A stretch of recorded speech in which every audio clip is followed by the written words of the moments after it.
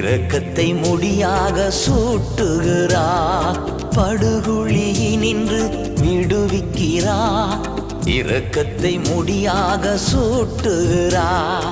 அவர் செய்த சகல உபகாரங்களை நீ ஒரு நாளும் மறவாதே, ஒருபோதும் மறவாதே.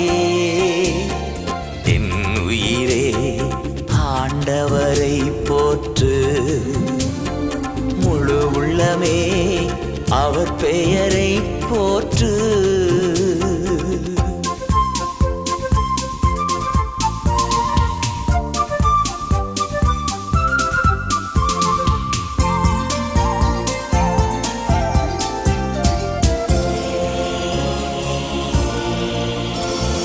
வாழ்நாளெல்லாம் நன்மைகள்